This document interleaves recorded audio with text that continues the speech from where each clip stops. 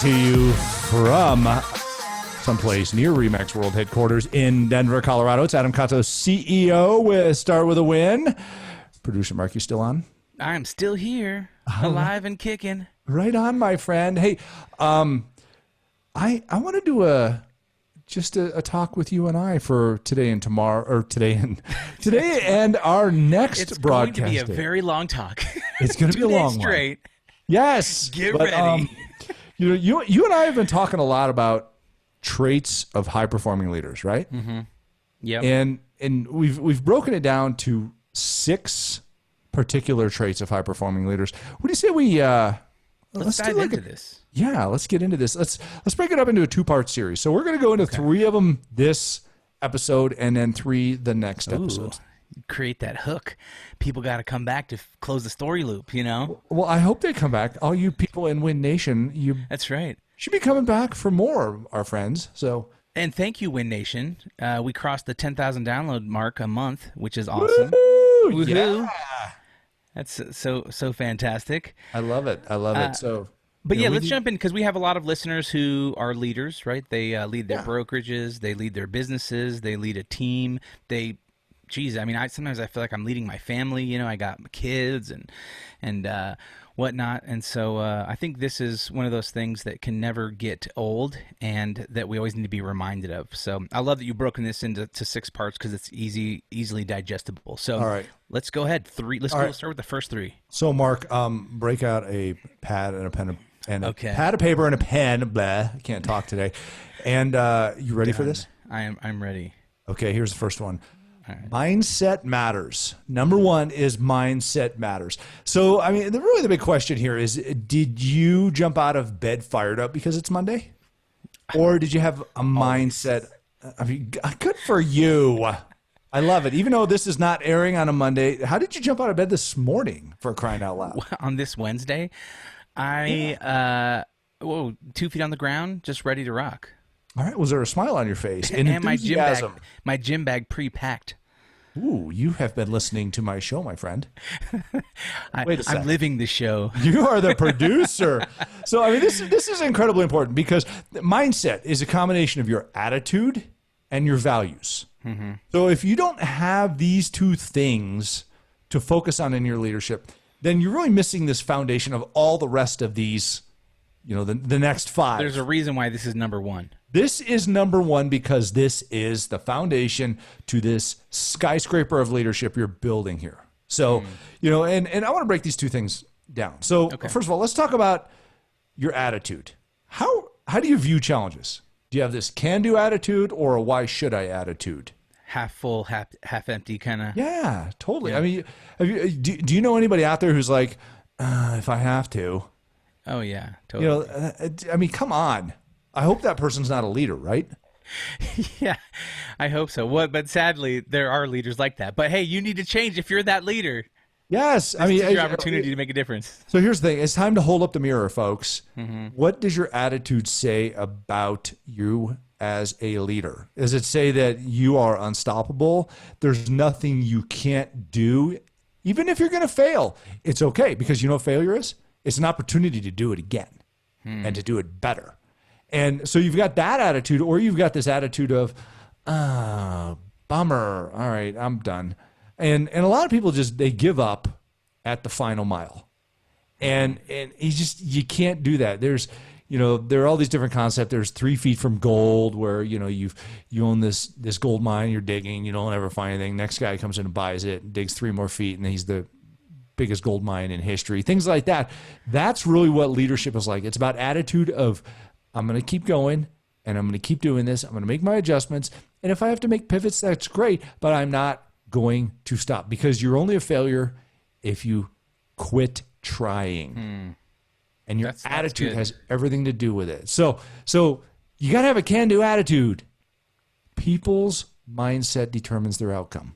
It determines their outcome. That's the attitude. You got to have this mindset where you hit your feet hit the floor, and you're like, I cannot wait to go after the biggest challenge I have today. And if you think that way, you're going to be a great leader, and people are going to go, I like where that person's head is at. I'm going to go with them. So that's half of it. That's half a mindset. Okay. The other half, what are your guiding principles? What are your guiding principles? These are your values. What are your values of being a human being? What are your values in your business, your principles and standards of behavior? And it should be something you can easily talk about. So, I mean, I know what our company values are: more, M-O-R-E, deliver to the max, be customer obsessed, do the right thing, and everybody wins. I mean, it's that easy. You should be able to recite your values as a business leader for your organization very, very effectively and very quickly, so somebody can go, totally makes sense. I understand where you stand. So you combine those two things together, and you are unstoppable. You have that first. I love what you said, that what did you say? You can't fail unless you give up. You only fail if you quit. You only fail if you quit. I love that, because that this is it just perpetuates motivation, where it's like, listen, if I don't give up right now, I haven't failed technically. So let's keep pushing. Exactly. All right. So that's part one, Mark. Part one. Okay. Step one. Step one Was a is two-part get your step. mindset right. Get your mindset. Oh, I want to add one more thing on to step one. So let's do step 1.5 here. Oh, okay. So there's a difference between an abundant mindset and a limited mindset. Okay. So we've got this can-do attitude. We've got this set of values. Now, things aren't always going to go your way, and there's always going to be a headwind. Okay. You might put on your running shoes to go run, and it's raining outside. Does that mean you quit? No. Do you let external circumstances determine your outcome, or do you let your decision to continue to win determine your outcome? So who do you blame for challenges? Do you blame people in society and things like that? Or you just go, challenges are just part of the game. Right. That's currency that makes that end result more valuable to me. Yeah, stop making excuses, right? I hate excuses. You got it. Excuses are just rationalized failure, and you're just sitting there trying to figure out reasons not to go do it. So get rid of those. But so we have to have an abundant mindset. I can, I am, I will, and go do it. And really, that's a big difference between a lot of successful people and unsuccessful. Is unsuccessful people stop at the first challenge. They stop at the first challenge. They're like, this is too hard. No, it's just paying your dues to get there. That's right. All right, number two. All right, number two, emotional intelligence. Oh, so I talked about this before. Oh yeah, I love this. Emotional intelligence, EI, EQ, however you want to put it out there. Ultimately, this is one of the critical pieces that people forget most frequently. In fact, coaches say this is the number one piece of advice that you should give to a leader is control your emotions. So emotional intelligence, it's really defined loosely as how you recognize and leverage yours and other person's feelings, and how you leverage this knowledge and behavior to manage relationships and decisions. So instead of just thinking about the task or the process, think about the people and the feelings. And this is interesting. This is really interesting, because a good question to ask somebody in business is not what do you sell, but who do you serve? And that is truly understanding emotional intelligence of your business and of your customer. And then as a leader, you ask yourself, who do you serve, right? Is that exactly correct? Like in that you're serving your people, right? So that they can then serve well. That's it. So really, once you see others' emotions and recognize where they're coming from, it's easier for you to come alongside them and lead. You're not trying to push them. You're trying to influence them. You're trying to help them. By harnessing their emotions, you can then solve problems and make progress on things. So, the big question is, how do you regulate your emotions? So I actually have a 5-step process for how do you regulate your emotions. You want to hear it? Yes. Okay, awesome. All right, so the first thing you need to do is have self-awareness. Take notice. Okay, pretty obvious, right? Yep. Take notice. Now, and we have self-awareness. Here's where a lot of people fall off, is they're not really self-aware. They're more just responding out of emotion instead of being self-aware, and then taking the second step of self-regulation. Fear, worry, doubt, Yeah, impulsiveness. anger. Just responding to those things. Exactly. More of a reaction to things. So your first step is self-awareness, taking notice. Second step is self-regulation, which is assess and align.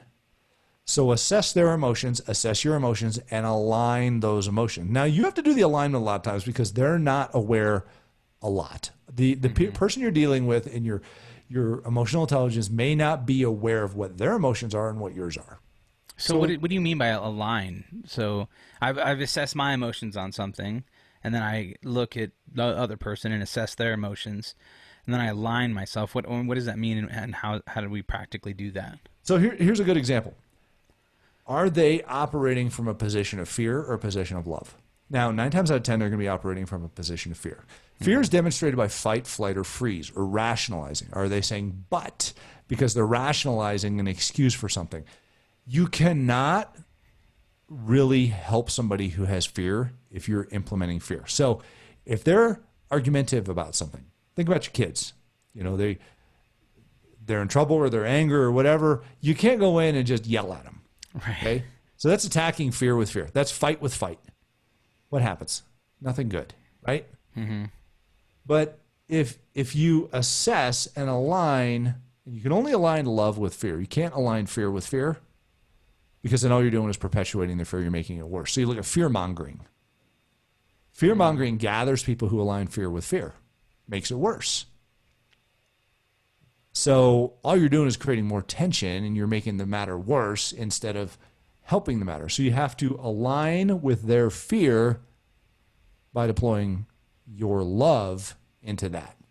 So you may come up to somebody who's afraid of something and say, you know, I love your passion for this. I love your perspective on this. And they're like, what? What are you talking about?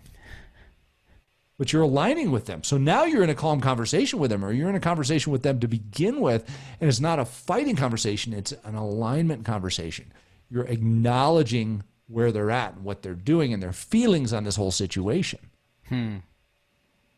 Yeah, I think it's interesting because as a creative, one of the things I always try to do with my team members, on the creative side of things, is I always try to find something that's really good or positive that I like about what they're doing before I mention the things that I'd like to correct or change about what they're doing.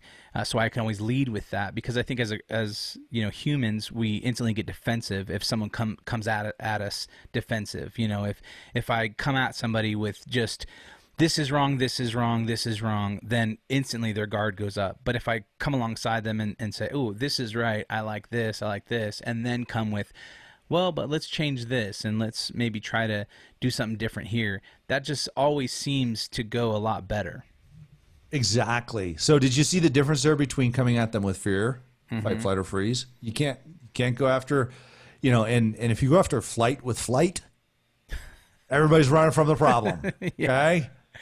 Freeze, nothing gets solved because everybody's standing around looking at each other. Nobody's solving a problem. They're scared, you're scared, nothing happens. Fight, all you have is you're building rage. Yeah. So, but you came after it, you looked at it and you said, okay, how do I come alongside and help? Love is unconditional giving. It's acknowledging and it's giving.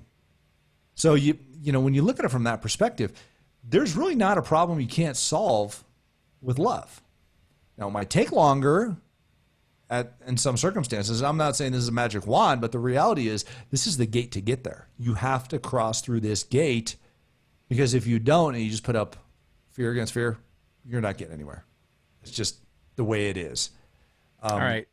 So I think I interrupted you, but the 5-step process. We've got self-awareness, okay, which is taking notice. We have self-regulation, which is assessing and assigning.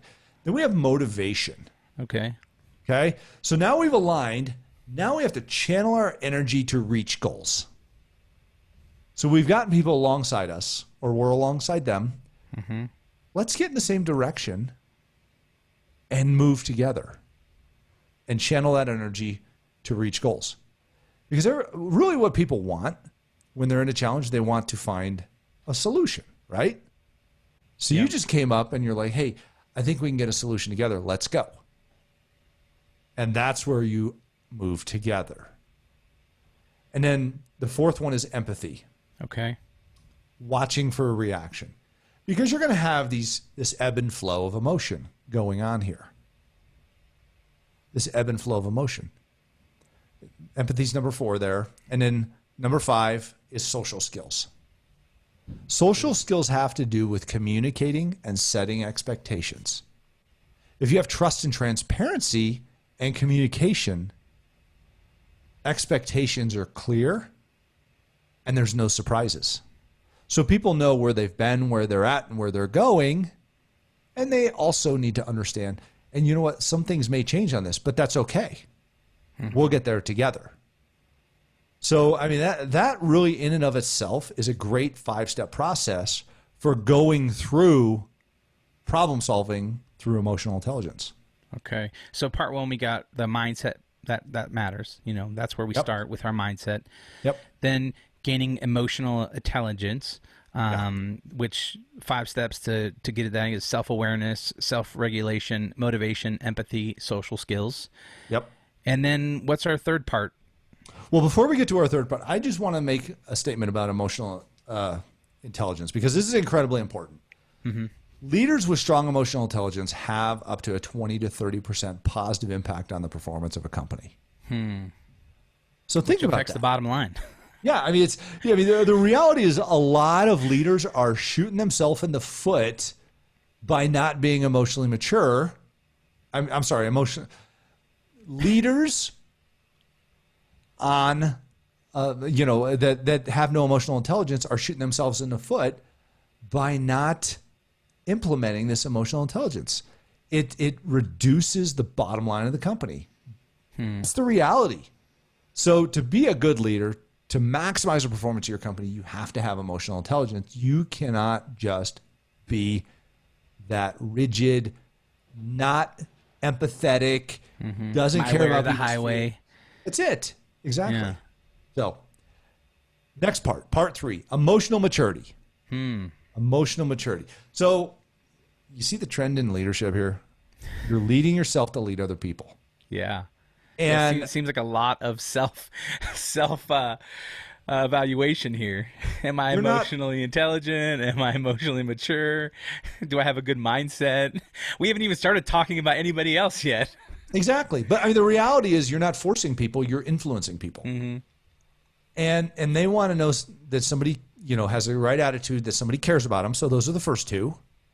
And emotional maturity is seeking to fix problems and accepting accountability for your actions. So really, this is about the action and decision management that you're making in order to get things done. So let's put it in 2 words: choice management. Okay? Choice management. So how do you manage your choices as a leader, Mark? And this is kind of a fun game to play with yourself. You have to ask yourself, am I emotionally mature? So emotionally mature people are specific in their choices and decisions. And that may be saying no to more things than you say yes to. You hear a lot of really key business leaders saying, I say no to 1,000 things for every one thing I say yes to. That is some serious emotional maturity. And it's not just that flippant where you're like, no, no, no, no, no. It's that you are very calculated in how you align your priorities and your decisions. So in life, we have big decisions to make. So if you say yes to something, you're saying no to all the other things that takes up the time of. And emotional maturity helps you recognize, prioritize what needs to be done, and give you the strength to say no to other things. So if you had 5 friends call you and say, hey, Mark, why don't you come over and watch the game? Which one do you pick? Or if you're sitting there and your kid's at the kitchen table scratching their head going, I need some help with my homework. Now you have 6 things that you need to decide amongst. Right. And I think this is a big one as far as achieving our goals, right? Is having the emotional maturity. If you have a weight goal, the emotional maturity would be to say no to that double cheeseburger. Or Right. if you want to sleep more, which a lot of people lack good sleep. It's like, okay, choosing not to watch Netflix and going to bed. So I think this is definitely one that is. Mark, I love what you just said, buddy. I love those two examples. You know why? Because the perfect example of emotional maturity is your day planner, your daily calendar. Because you can put things on your calendar all day long, but do you choose to go do those things and do them in a focused manner? Or it might be like you're prospecting for new clients. Okay, you get on Facebook and you're thumb surfing on Facebook and you're like, all right, I prospected for an hour. No, you didn't. It's the same as, like you just mentioned, you go to a restaurant and maybe their portions are designed to feed a full, a family of 4, and you order, the big dinner plate and you look at it and you're like, oh my gosh, I got to eat all that. I mean, what decision are you going to make there? Have a little portion control discipline and be emotionally mature. It's like other people saying, I'm going to set 10 goals this year. No. What are those 10 goals? Be specific. And I've seen a lot of people say, let's talk about one I like to talk about a lot, video. Okay. Mm-hmm. You want to put video in your business. I'm going to make some videos. I mean, no, that's not it. I'm going to make a video a day that I'm going to put out on Facebook every single day for a week. I mean, that's a pretty specific goal. Yeah. You can even get deeper in it and say it's going to be about this, and it's going to be this long, and it's going to have me in it, or whatever it might be. But the reality is, the more vague you are, the more emotionally immature you are. And that's not meant to be insulting to anybody, but the reality is vague people are non-committal, and that's a deep demonstration of how emotionally mature they are. So you got to take a look at that and figure that out, because people do not want to follow you if you're emotionally immature, and that is not a conscious thing that a lot of people think about. Man, I'm so glad this is a 2-part series, because I feel like just on these 3 pieces alone, someone can really just reflect and listen back on this and say, all right, where do I land on each one of these things? So okay, so let's give them some homework, Mark. Let's what's the homework for this week until next episode? The 3 parts here are mindset matters. Mindset is your attitude and your values. The second piece is emotional intelligence, which is how do you understand other people's emotions and yours and control your emotions to help with theirs. And the third one is emotional maturity, otherwise known as choice management. So everybody needs to write down those 3 topics and where you're at and what you need to do to improve on those, because we have 3 more key leadership principles coming up next week. Right. And these traits are so important in your leadership development and how people view you that they will notice them when you start adjusting them.